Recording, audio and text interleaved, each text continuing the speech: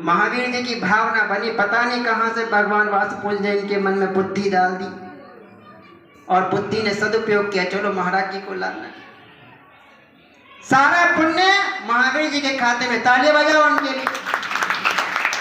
और भी आए तो उनके साथ में 5-7 जन, मैं नाम नहीं जानता, नाम तो अभी मेरे स्मरण में एक ही है, मैंने किसी का नाम ना पूछा, ना मैं इतना परिचय रखता हूँ। हाँ, 2-3 लोग और भी आए थे विहार आदि में, कुछ चेहरे दिख रहे हैं, कुछ याद नहीं है मुझे। सबका सहयोग है। वास्तव में उन सब के मैं पुण्य की अनुमोदना करता हूँ कि उनने भावना रखी, नहीं हमें देवादिदेव को बैठाना है तो नगर में मुनिराज हैं तो हम ले करके आए। ऐसी बुद्धि आना भी, विचार आना भी पुण्य से होता है।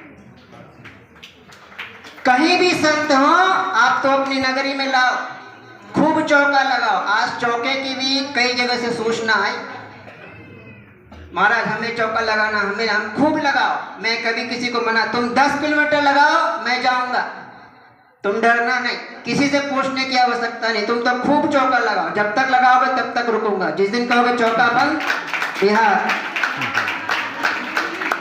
है ना, जब तक खिलाओगे भाई रहूंगा, जिस दिन लेके नहीं खिलाए भैया दूसरी कॉलोनी निकल जाओ। क्यों महावीर जी, सही है ना। और ज्यादा हो तो महावीर तो संयमी है, वो तो खुद ही कहते पहुंच जाऊंगा अंडली लेके, क्या दिक्कत है। तो संयमी के यहाँ कहीं कोई समस्या नहीं आती, आप भी संयमी बनना। तो भामंडल भोग भूमि में, वह भामंडल जिसने कभी जीवन में भी सोचा, एक समय रात्रि में अपने महल के 7वें खंड पर निद्रा लेने जा रहा था, विचार किया मैंने अपने जीवन में बहुत पाप कर लिए, मेरे मनुष्य पर रह का सार क्या है। अरे मैंने मनुष्य पर रह क्यों ग्रहण की, मुझे व्रत नियम संयम महाव्रतों को धारण करना था, मैं कहां पापों में फंस गया भौतिकता की चकाचौंध में। रात्रि में सोने के पूर्व विचार कर रहा है, प्रातः कालीन होगी, सूर्य निकलेगा और मैं तत्काल ही नित्य क्रिया से निमित्त होकर के सबसे पहले जाऊंगा श्रीधर केवली के चरणों में, भगवान के चरणों में जाऊंगा और वहां केवली भगवान के समक्ष, कौन से, अभी प्रश्न पूछूंगा बाद में भूल मत जाना। इनाम की व्यवस्था है ना पंडित जी। हाँ। तो ऐसे श्रीधर केवली की वंदना करने जाऊंगा और अपने मनुष्य भव को सार्थक करूंगा। सुबह जाकर के दिगंबरी मुद्रा धारण करके अपने पापों का प्रायश्चित करूंगा।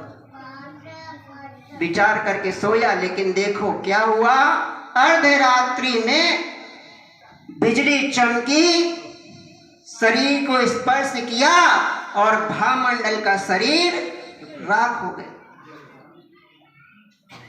स्वप्न कब स्वप्न में ही रह जाए कोई भरोसा नहीं, इसलिए जीवन में तुम्हें व्रत नियम संयम लेने के भाव हो तत्काल ले लेना, पीछे मत हट जाना।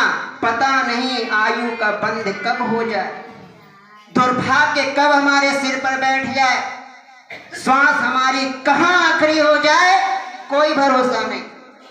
इसलिए व्रत नियम संयम लेने में कभी पीछे नहीं हटना, दान पुण्य करने में कभी पीछे नहीं हटना। भाव हो तत्काल दान न्यौछावर कर दो, नहीं तो सिवाय पछतावे के कुछ जीवन में नहीं मिलना। परमात्मा ने दिया है तो इनका उपकार मानना, बार बार धन्यवाद देना, प्रभु आपने हमें इतनी शक्ति दी है तो यह सारा समर्पित, क्योंकि आपके माध्यम से ही तो मिला है, आप ना देते तो हम कहां से लेते। तो जितना मिला है सब इनके आशीर्वाद से, कृपा से, इनका पूजा भक्ति के माध्यम से मिला है। कभी संकोच मत करना, खुले भाव से दान करते रहे, जितना यहां दोगे उससे कई गुना पाओगे। तो भामंडल की मृत्यु हो गई, शरीर काला पड़ गया, स्वप्न स्वप्न ही रह गया, जो विचार किया था वह उसके विचारों के साथ ही चलेंगे तो जीवन क्षणभंगुर है।